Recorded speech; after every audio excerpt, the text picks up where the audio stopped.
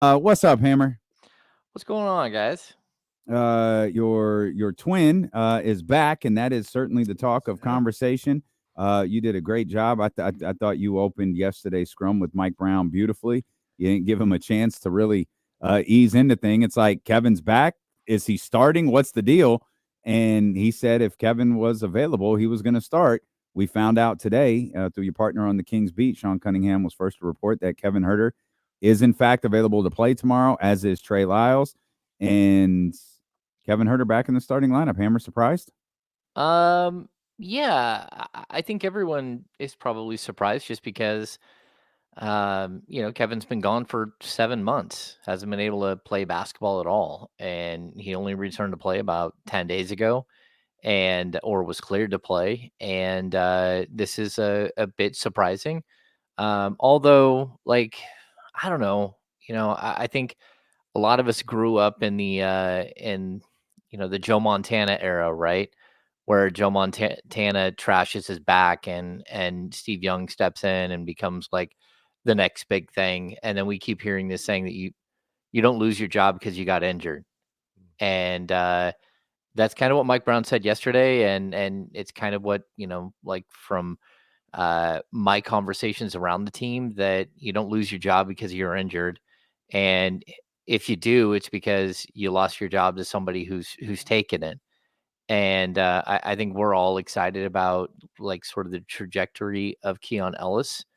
But I think we also have to be realistic that the Kings finished the season on a really low note, that they weren't very good. And they finished like 4-7 in their last 11 games. And, it's not fair to put that on Keon at all, because what he did defensively totally changed the arc of that team. But on the offensive side of the ball, I'd also add that Malik Monk missed time during that stretch as well.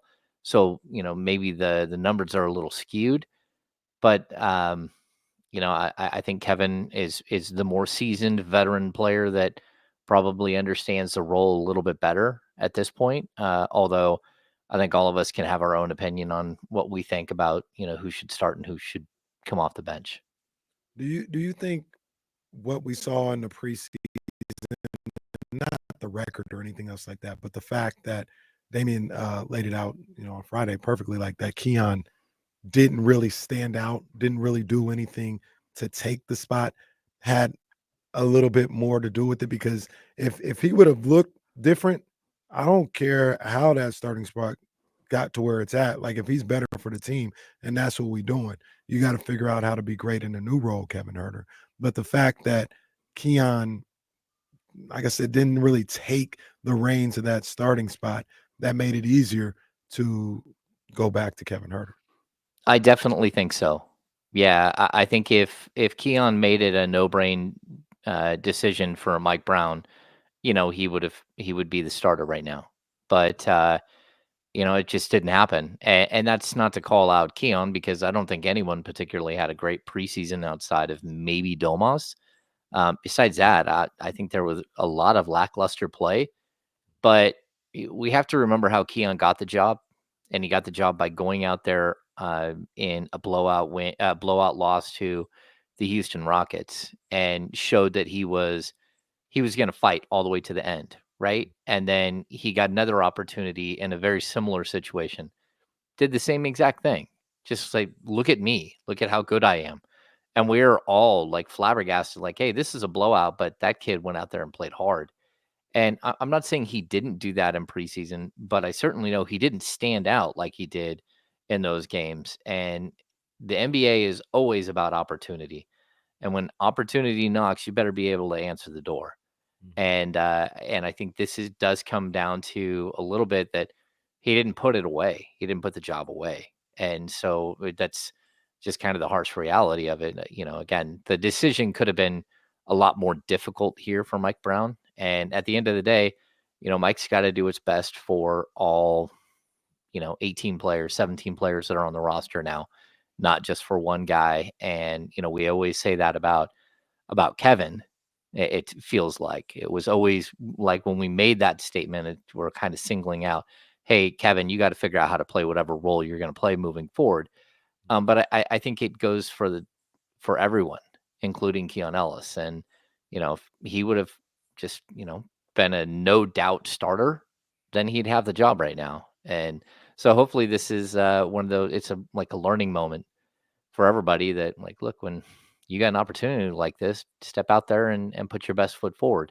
And now we're going to have to see how he fights his way into the rotation and fights his way onto the court and what he looks like every time he gets a job. And if he does what he did last year, maybe we do have a competition midway through the season.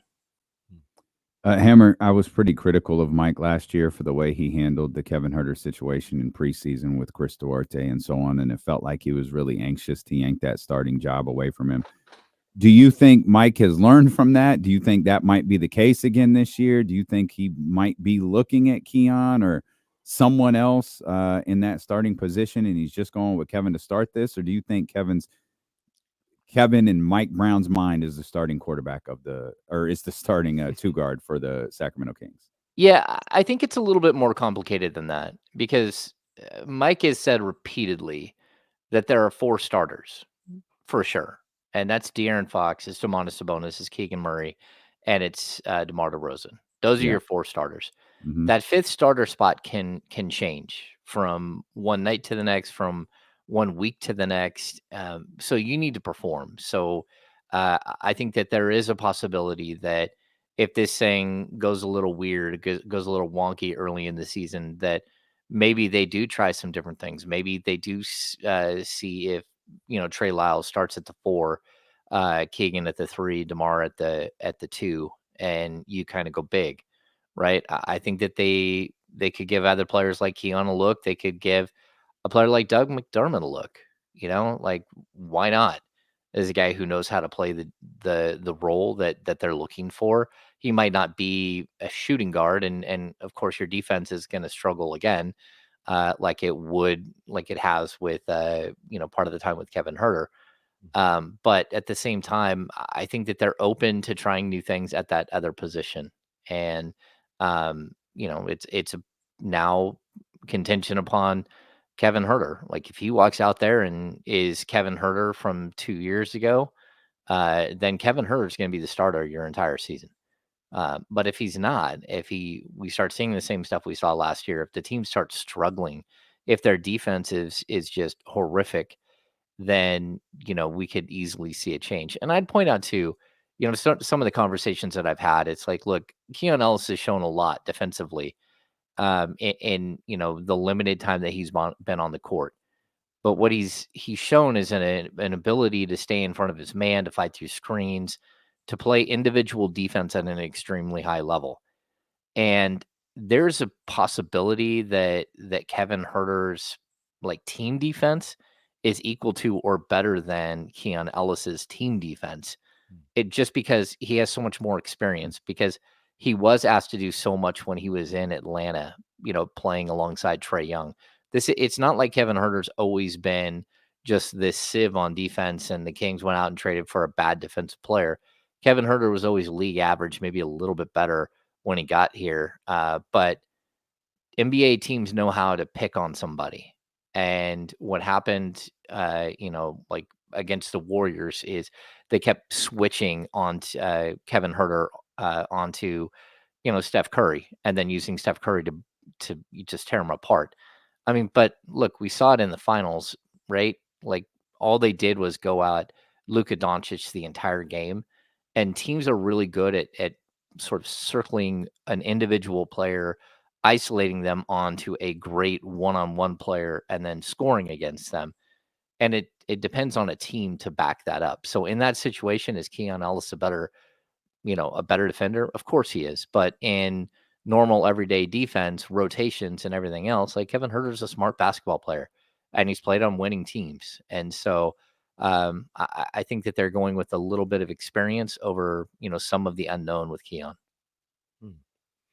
Yeah, and we talked about it earlier in the week, or maybe Monday, or last week. Just watching that team against Utah, which was like the closest game that we saw to a regular season type game. It just felt like, oh man, maybe they could use Kevin and what he brings offensively a lot more than we maybe gave it credit for. Mhm. And that, once again, isn't to shade Keon Ellis, because I believe him and what I've seen, and De'Aaron Fox when they say he can shoot the ball, but it's different. It's different with Kevin when he's moving and he's coming off the DHO and he's got the ball in his hands and he's able to hit the mid range, and it's just a different way of stretching the floor. And that was the first time it came to my mind that maybe that's the move to make. And I look at it and I think not that it needs my approval, but I'm okay with it.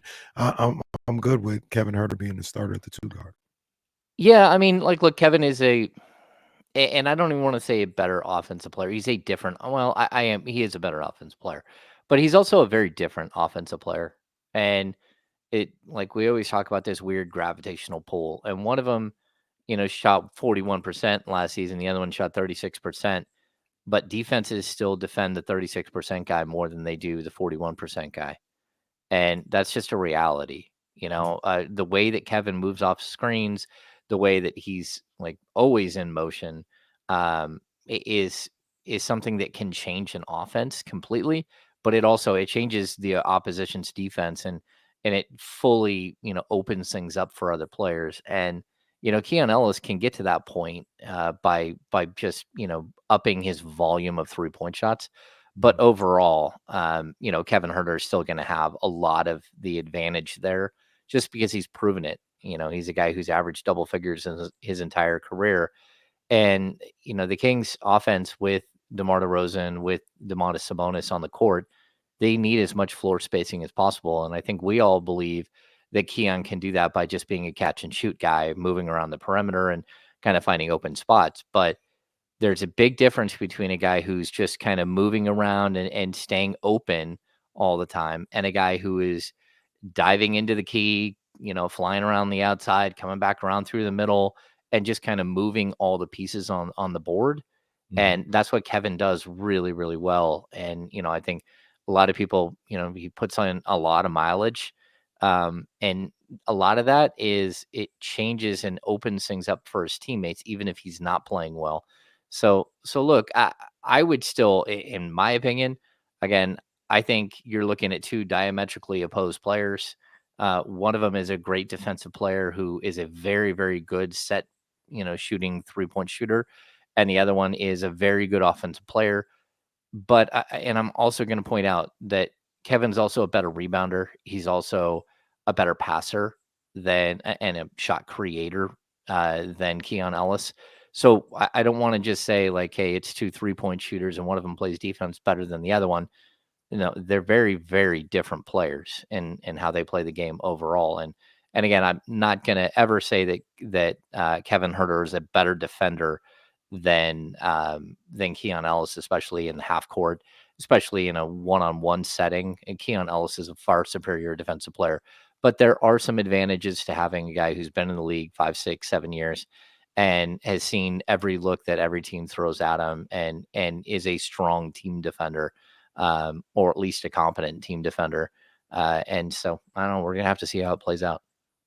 That's the return of Kevin Huerter. What about the return of Trey Lyles? Mike acknowledged in his conversation with you guys that he was going through what he called his minute sheet last night and felt like they were a little thin against this lineup. And of course, that was before he found out that Trey Lyles was going to be fully available for him on Thursday. What impact will Trey have come this Timberwolves game tomorrow night?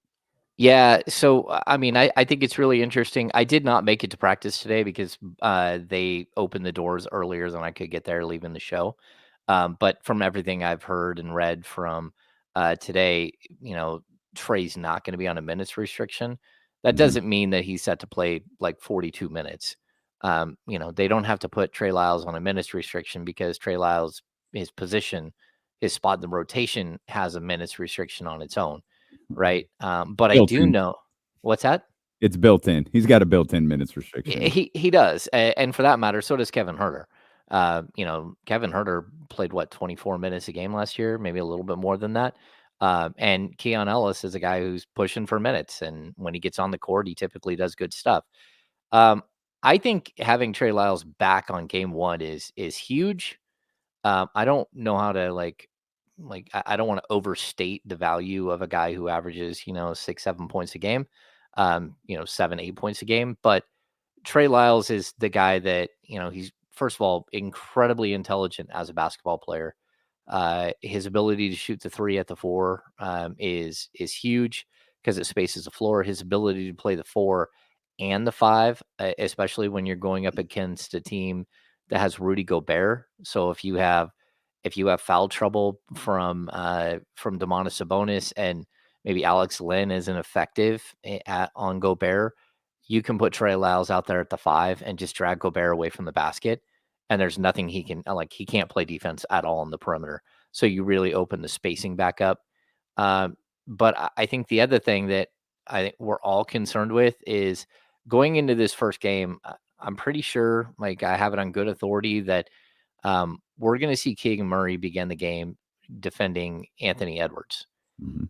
And that's because that's your best defensive player. He's long, he's athletic, he can move really well, and he's going to go up against a guy who's just a juggernaut scoring. And the problem that I see is that who defends, Julius Randle? And that's a problem because the Kings, that means that either Kevin Huerter or DeMar DeRozan starts on Julius Randle, or you can put Domantas Sabonis, and now somebody's got to defend Rudy Gobert. When you look at Trey Lyles, he's the guy. He's the guy that you're going to have.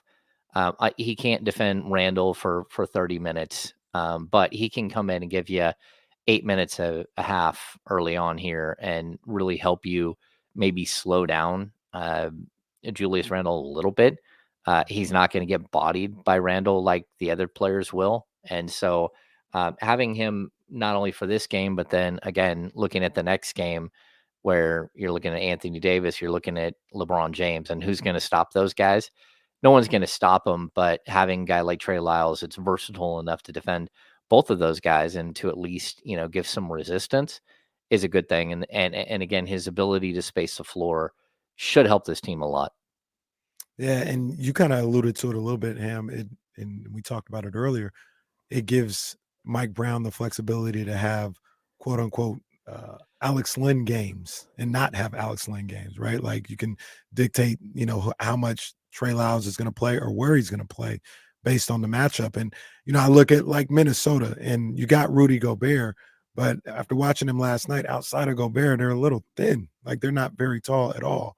So when you talk about the bench and bench for bench, maybe you have the option of tomorrow being a Trey Lyles as a stretch five type thing, and now you're putting Doug McDermott as the four. But the whether you do or not doesn't really matter. But the whole point of it is it gives you a certain level of versatility that you didn't have without Trey Lyles there. Yeah, I mean that's the key with a lot of the players that the Kings have. They have all these multi-positional players. The fact that Keegan can play the 2, the 3, the 4. Domas can play the 4 and the 5. Against a big team, maybe we do see the Twin Towers look with Sabonis and Len. But the versatility of the players on this roster, again, I think DeMar DeRozan could start at the 2, the 3, and the 4 for this team. And I think he's gonna defensively, he's gonna play a ton of 4. People don't believe me when I say that, but that's what he did in Chicago a lot. He played the power forward spot a ton, and look at the matchups against a team like Minnesota. I think that Kevin Huerter can play a Jaden McDaniels on the perimeter. McDaniels has an ability to get hot from the perimeter, but he really doesn't have a lot more to his game, at least not yet. On occasion, he can go off for sure. But then, you're going to have a DeRozan go guard up. But at the same time, if he's guarding up, then Julius Randle's probably going to have to defend either Kevin Huerter or he's going to have to defend, DeMar DeRozan. And that's not a good matchup for them on the other end either. A quicker, better scoring player. And so I don't know. It's going to be a game of matchups, but I certainly think that getting all of your players healthy at the last minute here, it may mean that the Kings get off to a bit of a clunky start. And, we heard Mike talk about he hasn't been able to put his arms around this team and really figure out what he has. And that's just because no one's been healthy. He had 4 players missing that would have been rotational players missing the entire preseason, or at least most of the preseason. And now right at the last second, you're trying to put it all together. And, the fact is Trey Lyles has never played with DeMar DeRozan. He's never played with Doug McDermott. At least I don't think, throughout their careers. And they haven't played with Kevin Huerter, so there is this element of trying to piece all these things together, and it's exactly what we saw from the Minnesota Timberwolves last night when they lost to the Lakers. They don't look right yet, and they're not going to look right for 10, 15 games, maybe 20 games. And you're just hoping that it doesn't take too long for this team to gel and figure themselves out, and sort of fall back in the standings before they do. And then every once in a while, you get a team that just figures it out on day one, walks out on the court, and they look like they played together for 2 years, 3 years. So we're gonna have to see how it all kind of pieces together. You could probably say the same thing about the Knicks as well. That was a team that made a ton of acquisitions this year, and it was a way that we started the show. Like the two teams with big changes, they saw some struggles. I mean, their opponents helped them, but they certainly saw some struggles kind of fitting in together. And hearing Mike talk about not being able to wrap his arms around this team yet. He did say that today helped. They had a 5-on-5 and up and down. He said that helped a little bit, but of course, the game's tomorrow, so Yeah. Mike's going to have to be comfortable with the squad like right now. Well, I mean, it's okay for him to be uncomfortable with the squad, and he's going to tinker, and that's what you have to do. You have to keep mixing and matching until you find the right formula, and it might not be anything that we see right now. A guy like Isaac Jones could become indispensable in for this team throughout a long season. We don't know what it's going to look like now, but again, if you're already down a couple of players going into the opener, most of their two ways, I think, are going to be active for game one. And strangely as it might be, a guy who was undrafted this year in Isaac Jones, he might end up being a player that, hey, look, we have no way to defend Naz Reid. Get on out there, Isaac Jones. Let's see what you got. So we might see these lineups that are strange, or these players that are on the court that you don't expect. But I also, coaches like Mike Brown, they tend to, not do what Thibodeau does, where he only trusts like 5 guys that are on the court, and that's it. And they all play like 40 minutes. But Mike does trust in his starters for long, long minutes. And anybody who is trying to break into the rotation, they have very small windows to do it. And they have very concise jobs that they're supposed to do when they go out on the court. And if they don't live up to that, then he tries something new in the next half or the next game. And so I'm kind of intrigued to see how he deals with this whole learning his team on the fly too. We'll come back. We'll talk more with our insider from the Insiders, James Ham. The Sacramento Kings take the floor tomorrow against the Minnesota Timberwolves. We'll get you ready for that. Stealing with KC, brought to you by Sky River Casino and Sacramento Sports Leader, ESPN 1320. Good stuff, Hammer. What's going on, guys?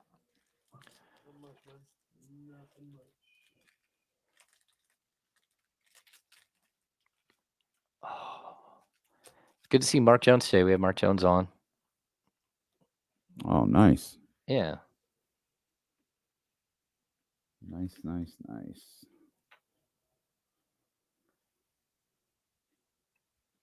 The one food that I don't eat that like I legitimately miss and the commercials always get me is pizza.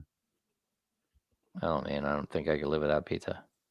Still love me some pizza. Like real pizza, like that, not the stuff that the little pizza shop makes for people like me, but like pizza where the cheese is getting stretched across the screen.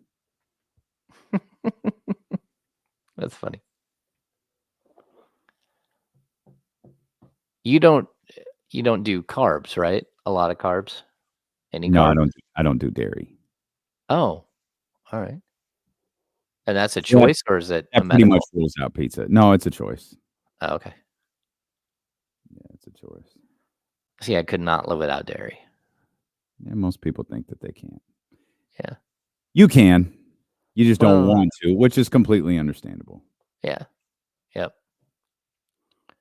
Completely. Frank Anwar, I would like the Kings are going to be open to looking at players like this all season long. Nasir Little got cut. Lonnie Walker got cut.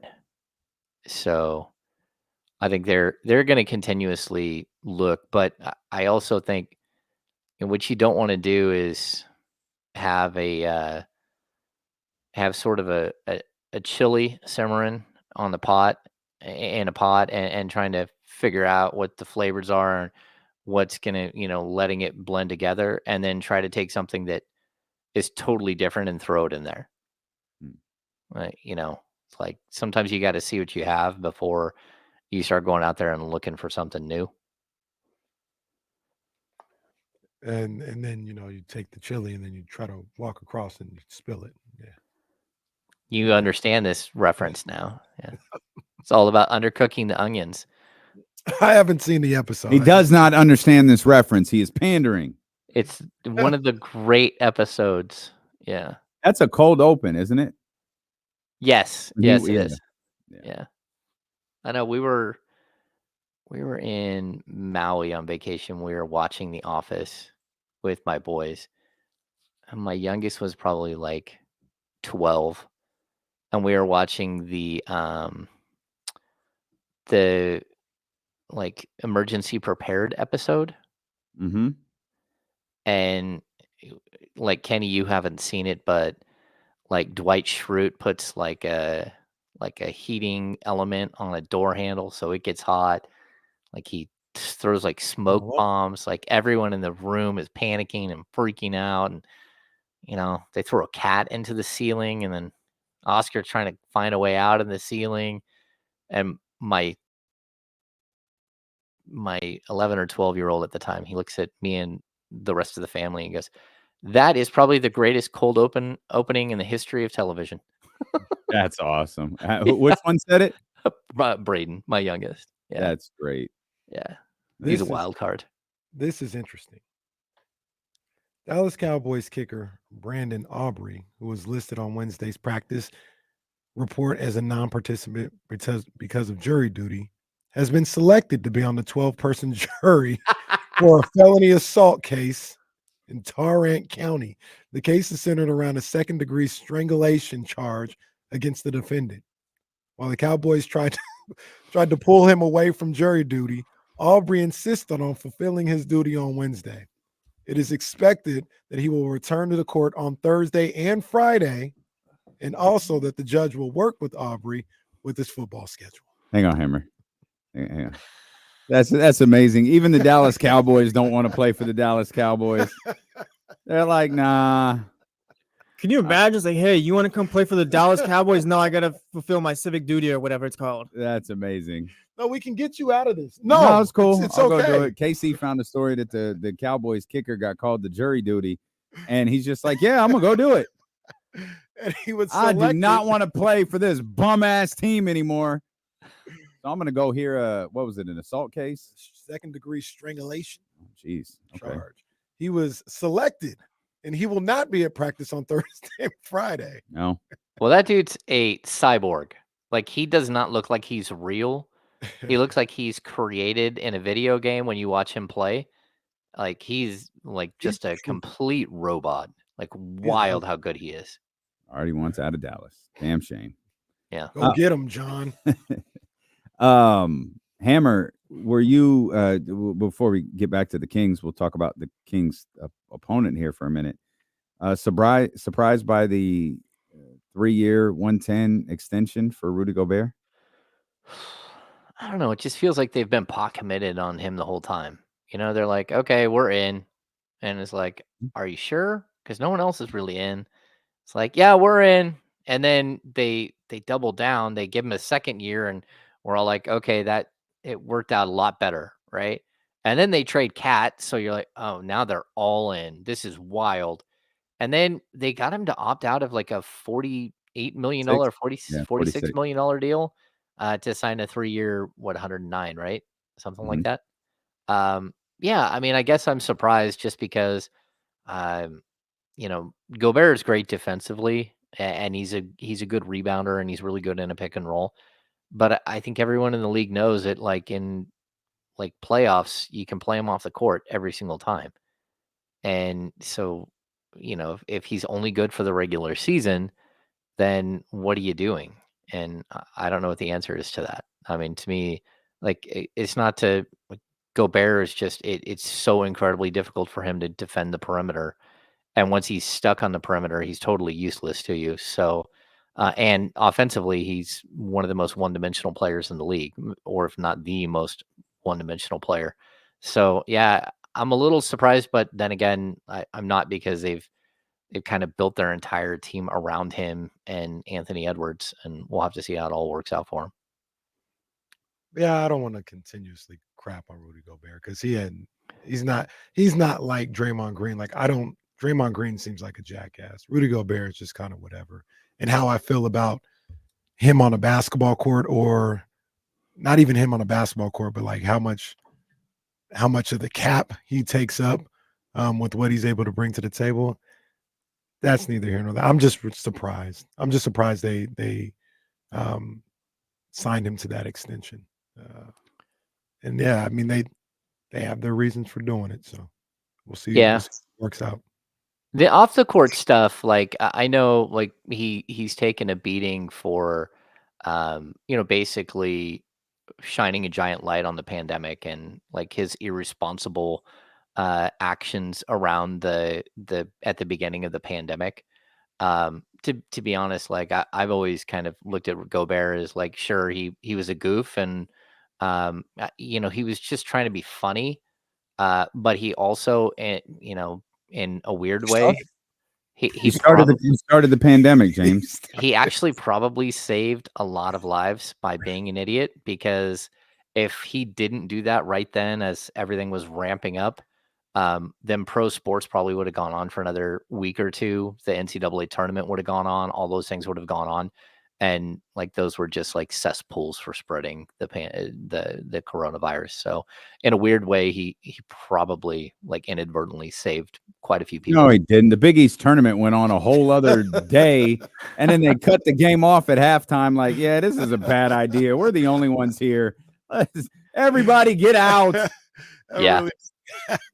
Yeah. If you remember, if you go back to that, like being there at an arena that night, and the weird part was, like I had flown to Portland, where I met up with a high school buddy who worked all week in Seattle, and Seattle's like the first like hot spot, right?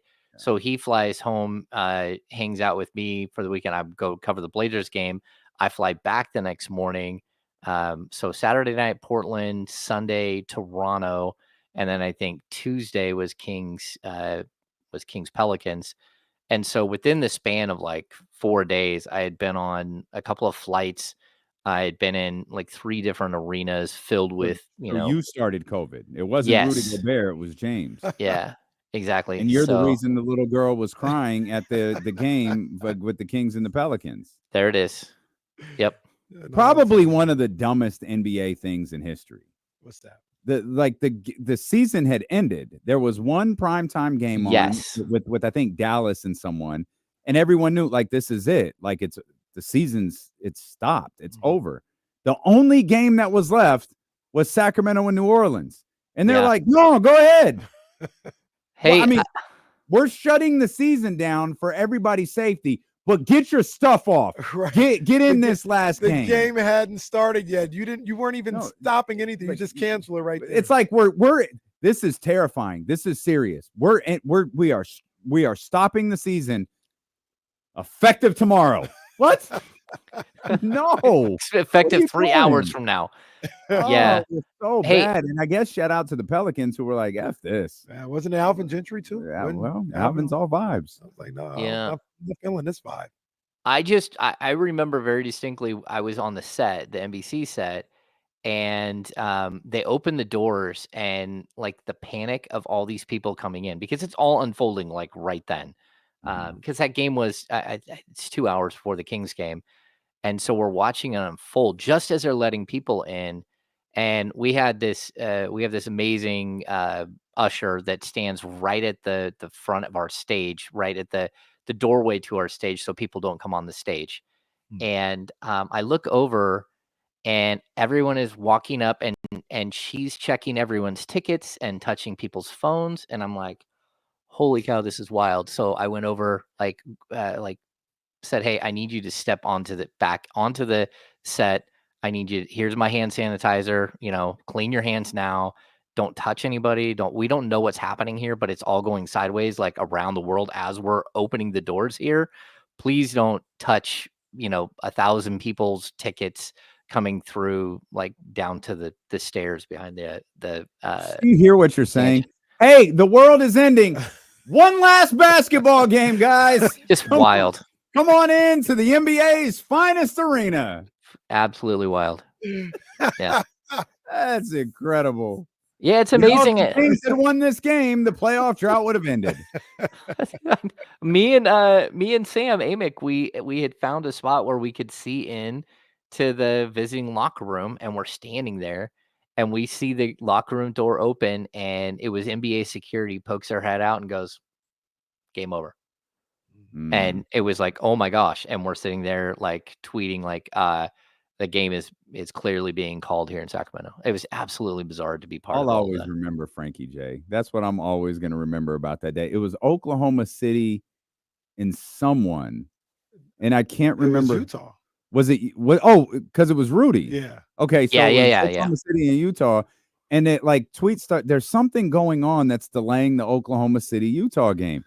So I flip over, and they're not saying exactly what's going on, but the delay starts getting really long, and all of a sudden, Frankie J comes out to perform. I'm like, did they just pull the halftime act and have him go on before the game? Frankie J out there singing his 2 songs, and then there started to be rumblings that Rudy Gobert had COVID, and I think Chris Paul tells the story somewhere in an article, and it just gets a little crazy after that. Wasn't the Dallas was playing somebody on ESPN, right? Yeah. And Mark Cuban got the call at the half or during the third quarter or something like that. And I think Sam wrote about this, that they knew the second, I think they called it patient 0. The second the first patient was hit, the second the first player had COVID, it was over. And they had a plan in place, and it just happened to be Rudy Gobert, the guy who was touching all of the microphones, and they shut everything down. And Mark Cuban jumps up, oh, and like a kid goes to show everybody the phone. It's over. And isn't that how Vince Carter's career ended? Oh, I think Vince Carter's maybe it was Dallas and Atlanta. I'm pretty sure Vince Carter's career just ended because COVID. He didn't make it to the bubble. Well, it was certainly it was OKC and Utah, because I remember all of my friends that are Jazz reporters, they got pulled into the locker room and told, "Hey, you guys are all quarantined in here," and they were stuck in the locker room for hours and hours and hours while they started doing rapid testing, whatever they had at that point. And on top of that, if you remember, one of the game officials so I think, if I'm not mistaken, the game was on Wednesday. On Monday, the game official had called the Utah game with Gobert in it, and Gobert had already been sick or whatever. So once they realized that he was in the locker room with the other 2 game officials for the Kings game, that's when they said, okay, we're done, because we were either going to have to play down 2 officials, or it's possible that all 3 officials would be out, would be quarantined. And so that was a big part of why the game was canceled in Sacramento that night. And why New Orleans said, we're not coming out, because they learned that the game official had called Gobert's game 2 days earlier. And we're like, yeah, we're good. Yeah, absolutely bizarre. Reliving happy NBA times with James Haynes. Sorry if I took us on a weird tangent. Good times. We all started with a question about Rudy Gobert's contract extension. There we go. we obviously breaking down the Kings. We're ready for tomorrow. Can't wait for tomorrow to get here. Full slate of NBA today. Yes, sir. I just want to ask both of you guys: Is there anybody you're just anxious to see? I'll start. I want to see the Hornets. I want to see LaMelo Ball. Yeah, you've been on that one. I think this. I don't know how good he's going to be. I don't.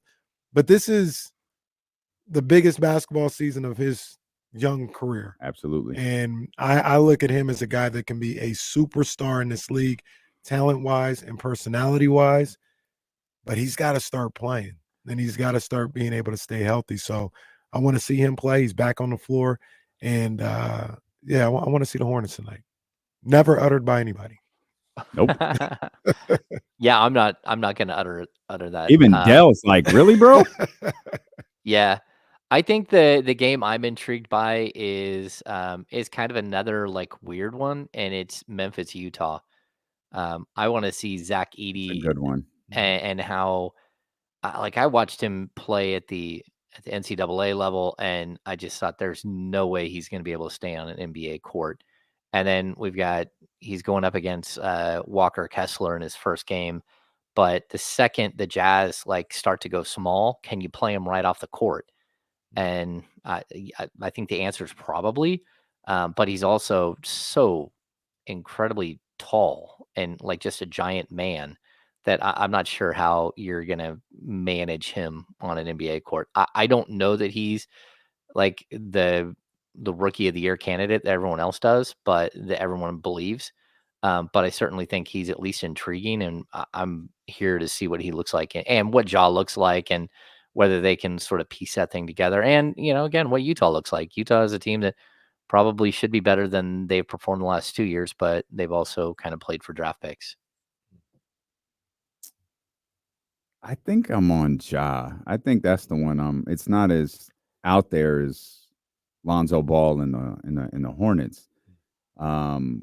But I'm really curious to see Ja. The expectations on him seem to be really, really high. Yeah. I know people like Marcus Smart and Desmond Bain and the collection, Jaren Jackson and the collection of guys over at Memphis, but no one is picking them to go 47 plus wins, 47 and a half plus wins because of those guys. Mm-hmm. They're doing it because of Ja and the incredible impact that Ja had on the Memphis Grizzlies for the 9 games that he played last year. Yeah. I haven't always been a fan of Ja Morant, but I'm very much a believer in Ja Morant. And I'm anxious to see how he starts this season, if he picks up right where he left off, and if he's again, a top, because when he's doing what he does, he's a top 5 to 10 player in the league. Mm-hmm. And I'm anxious to see where he picks up at. Yeah. Again, I'll stick with the casual takes too. I want to see what Wemby does in year 2. They play. I don't even know if tomorrow. they're tonight. I think their first game tomorrow. Can't say I'm super checking for the Spurs schedule. Well, I mean, they're not playing tomorrow. It kind of pissed me off because it was Spurs, Mavs, Thunder, Nuggets. What the hell? DeMar DeRozan debuting in Sacramento. That should be on TNT. What the hell we need to watch the Nuggets for? They didn't win nothing. They didn't win no championship. Get them out of here. So yeah, that's how I know Wemby's not playing today. This isn't a player, but I am interested in seeing the Intuit Dome. This is maybe me. I'm just fascinated with stadiums and arenas and stuff like that. And this has the potential to be the greatest thing we've ever seen. It looks unreal. The whole wall and all this other stuff, it looks absolutely out of this world. And I want to see if Clipper fans show up and make that a Clippers arena in someplace they go. Quiet as kept. Clipper fans would go to games in Staples or Crypto or whatever it's called. So they had, a fan base and an attendance, but with all the little issues we hear with this one, I wonder if that affects the rollout of this arena. So they'll be on ESPN against the Suns. Somebody else who'd like to see the Suns, what they looking like. Yeah, I think that's an intriguing game. I think everyone wants to know, does James Harden still have the juice to be a 30 points per game scorer? Because if not, that team's in a whole world of hurt. Like without Kawhi Leonard. Now they're saying Kawhi Leonard's out at least weeks, and that could easily bleed into months, knowing Kawhi. And it's just tough. All right. Well, we here. What'd you think of the like Anthony Davis, like the AD, Jason Tatum, the big time performers from last night? Yeah. First of all, Jason Tatum looks totally motivated by a summer that should have been like the summer of Jason Tatum, and just ended up not being. It ended up being like really weird and awkward moment for a superstar athlete where I just love the idea that Tatum's motivated by winning an NBA championship and a gold medal. yeah, isn't that weird? But Yeah, absolutely. at the same time, he's even, if you look, he's on a Netflix series and everyone's like, okay, who's your favorite? And then like, who's your least favorite? And everyone's like, oh, Jason Tatum. So yeah, it's like it's tough for the dude, right? He's like, what can he do? It's like he wins everywhere he goes, but there's still this question mark. I think he wanted to come out and punch somebody and show that he's one of the dudes in the league, and I think that's cool. And then again, watching Anthony Davis, you're just reminded just how incredibly talented he is. Like whether he can play 75 games again or not, if he's healthy, he's one of the best players in the league. And I mean, it's just amazing to watch him play when he is going. And some of the blocks he had in that game were just wild. He's so good defensively. And, if he wasn't a Laker, I think we would probably here in Sacramento appreciate him a little bit more just for, when he is healthy, being just such a gifted player. You and Kyle talked about it earlier this morning. I mean, when you say Anthony Davis, at least maybe out here, but you have a thought like, oh, he can't stay healthy. It's kind of a guy that underachieved the last couple of years, and then you actually look at his numbers from last year alone. It was like 24 and 12. With like 2.5 blocks. He was a hell of a ball player last year, and he just picked up where he left off last night. Yeah, I think it's weird. I played in a fantasy basketball league, and I had Anthony Davis. I inherited a team and had Anthony Davis. I play with some Kings fans, and he scores 100 points in fantasy like all the time. Like a really good player scores like 39, 40 points a game. And this dude's out there like putting up 100 points because of the rebounds, the assists, the points, the blocks, the steals. Like he does so much on a court that like I started to gain a new appreciation for just how consistent he was when he does play. It's just that, he's always had sort of the magnifying glass on him because he is, a lot of times made of glass. That's one problem. But also just because he's, a Laker and he doesn't show up in big games. So yeah, hell of a player though. Watching him last night, just hell of a player. Kyle Randa in the Matthews Mattress Shady House brings up his other name, which is Sabonis' son. Oh, yeah. There's hey, you can get our joke. Sabonis' son had a hell of a game. He was balling. That'll be tested on Saturday, right? I was gonna say he's gonna have to do it on Saturday though. That noise gonna get loud. Mm-hmm. That noise gonna get loud. Any game you guys are looking forward to tonight? Bucks and 76ers are certainly one of the marquee ones. Yeah, I'm kind of with James. Like, I think they just threw a graphic up on the screen. So Joel's out the whole first week. We know Paul George isn't playing tonight. You guys mentioned the Clippers earlier. I don't know who this was. It's like Kawhi's not playing for, it said, several weeks. Yeah. You literally heard that here first. We talked about that a month ago. Like, something don't feel right. Like, he's not playing. No, I don't want to watch the Philadelphia game at all. Like I was joking with Kyle, like the only reason I want to watch that game is because Dave Yeager's a lead assistant on Doc Rivers' staff, and Bobby Jackson and Brian Gates are on Nick Nurse's staff. So it's the battle of the former Kings coaches. Well, they don't have a lot of good matchups. Yeah, there's tonight, not a lot of but, sexy tonight. You want to see these teams, right? Like, so I don't want to watch the Sixers necessarily, but I want to see what the Bucks are looking like. This is a big season for Giannis, for Dame Lillard. No Chris Middleton, so I want to see that. You guys mentioned the Grizzlies and John Morant. Definitely want to see that. Did you see Zion's out tonight? Zion is out with an illness in that game versus Chicago. Indiana and Detroit. Obviously, I have a close eye on Indiana. Any reason to keep a close eye on Cade Cunningham? Yes. Okay. Yes, Cade Cunningham is potential breakout this year. They put some pieces around him. We'll have to see. I don't know what that's going to mean for the team. I'm not there yet. Like I scratch my head. That's not one I get yet. Cade is him. Cade is him. He is. Yeah. definitively. From when he can stay healthy, Okay. when he's out there on the floor, he's the truth. He's the truth. That's a tough team to watch. I was intrigued by them for like, I think it was like 7 seconds last year, and I watched them on League Pass. I can't do that. I'm not spending my life doing this. Oh Hey, no. Dark Horse Rookie of the Year, Reed Shepherd. Houston Okay. Rockets. Okay. Oh yeah, Houston plays tonight, right? Houston plays, but it's not a good game. They play LaMelo. Charlotte. Yeah. Oh, they're playing Melo. That's right. Yeah. Yeah. All right. Well, tomorrow's the day.